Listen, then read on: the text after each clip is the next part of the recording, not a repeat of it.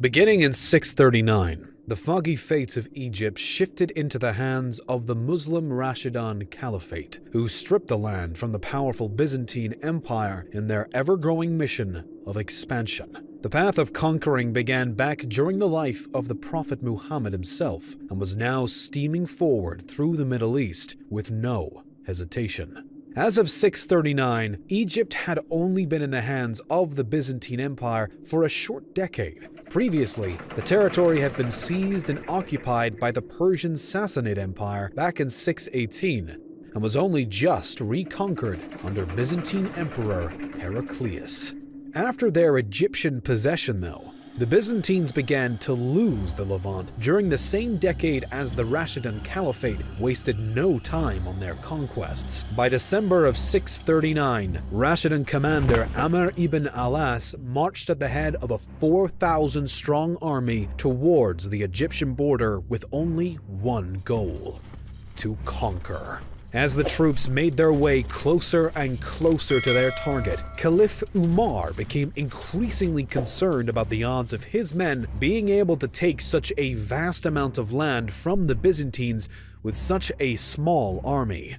Unwilling to take the risk anymore, Umar had a letter sent to Amr instructing him to return home with his army immediately. The message was given to Uqba to deliver and made its way to the commander at Rafah. Unwilling to back down and fairly certain about what would be in the letter, Amr ordered his men to speed up and told the messenger that he would open the letter when the men stopped at the end of the day. Uqba was completely ignorant of the contents of his message and easily agreed to follow alongside the army until their day's travel was done. Amr then ensured they did not stop until they were within the Egyptian border, finally halting just outside the city of El Arish. The commander finally agreed to open the caliph's letter and informed his troops of the contents, asking for their thoughts on what they should do next. As he had anticipated and strategically aimed for, the men all agreed that since they were already within the Egyptian border, there was no reason to turn back now. Amr then sent word back to the caliph and continued forward into El Arish on Eid al-Adha and passed through with no resistance from the locals. The Rashiduns eventually reached Pelusium near either the end of December or early January 640. A 2-month siege began, with the Rashiduns determined to break down what was known as the Eastern Gateway to Egypt. During the siege, a large number of Sinai Bedouins also decided to join the Rashidun cause, helping to offset any casualties accumulated by the Muslim side. The attack dragged on until Huzaifa ibn Wala gathered an assault group that was finally able to capture the Pelusian fortress and city.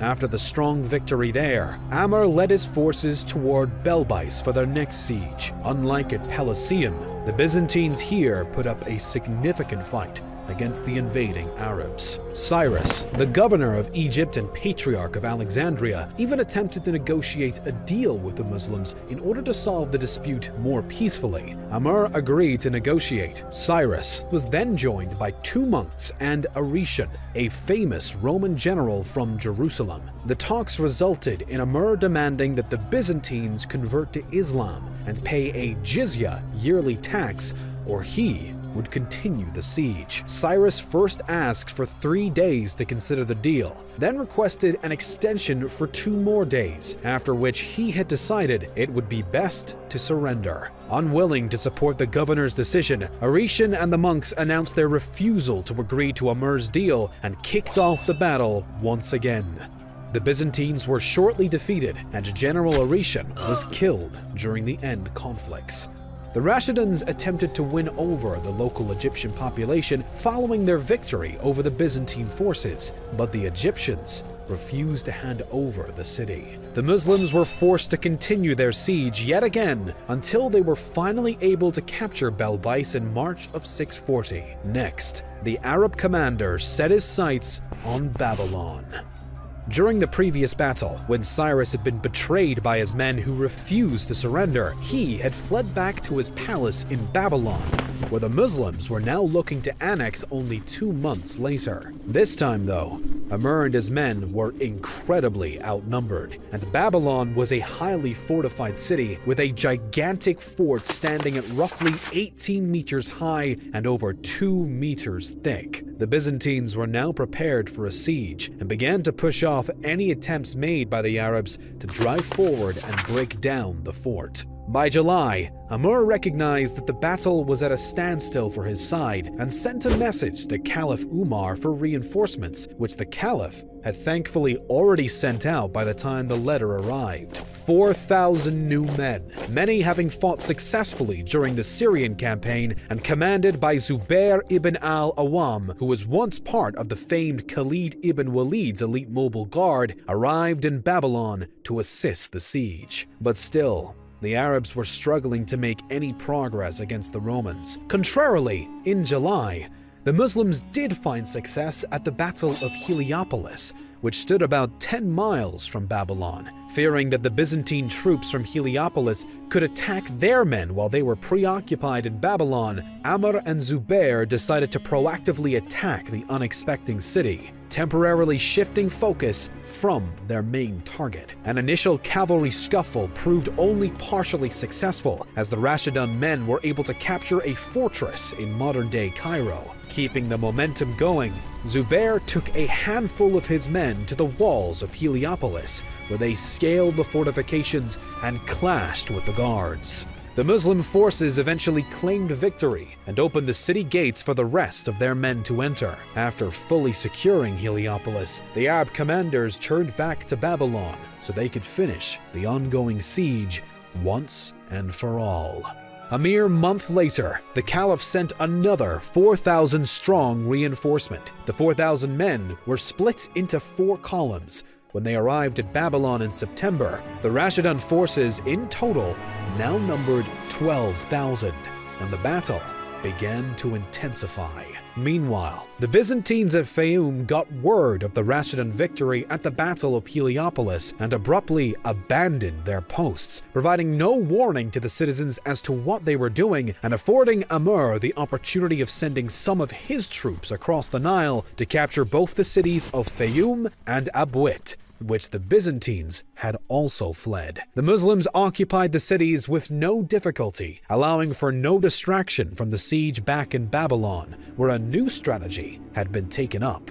The Byzantines had begun to push forward toward the Rashiduns, taking a more offensive approach, which proved to be a severe mistake. During one of these assaults, the Muslim troops encircled the Byzantines and struck back from 3 flanks, causing serious damage and casualties and forcing the Byzantines to retreat back to their fort and forego further offensive action. The siege now moved into negotiations with Cyrus of Alexandria once again, and Amr personally met with the Byzantine general Theodorus. Negotiations made no valid progress, and the Arabs grew tired of how long the siege was dragging on. Finally, on December 20th, under the cover of night, Zubair led a hand-picked group of troops straight to the city walls, just as he had done in Heliopolis, and proceeded to follow the same plan as before. By no surprise, Zubair was able to scale the walls with his men, overpower the guards, and open the city gates for the rest of the Rashidun army.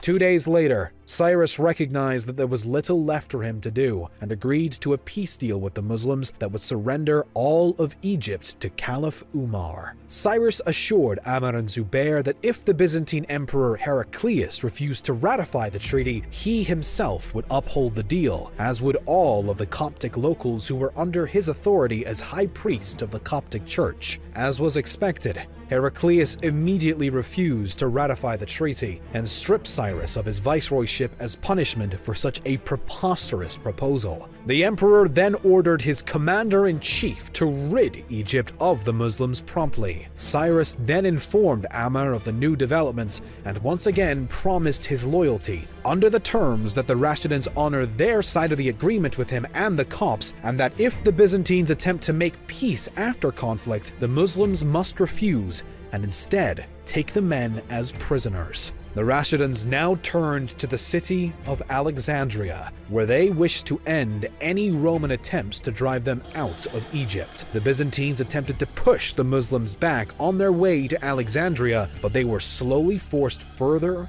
and further towards the city. By March of 641, the battle reached Alexandria, and the conflict remained an intense back and forth until another Rashidun commander, Ubaydah, finally launched a successful incursion leading to the seizure of the city once and for all. Cyrus subsequently sued for peace on behalf of the Egyptian people, and the Muslims agreed without delay. Having finally pried Egypt from the Byzantine grasp, the Rashiduns would continue on their conquest further into North Africa, becoming a quickly rising power that was nowhere near done threatening the strength of Byzantium and anyone else in their way.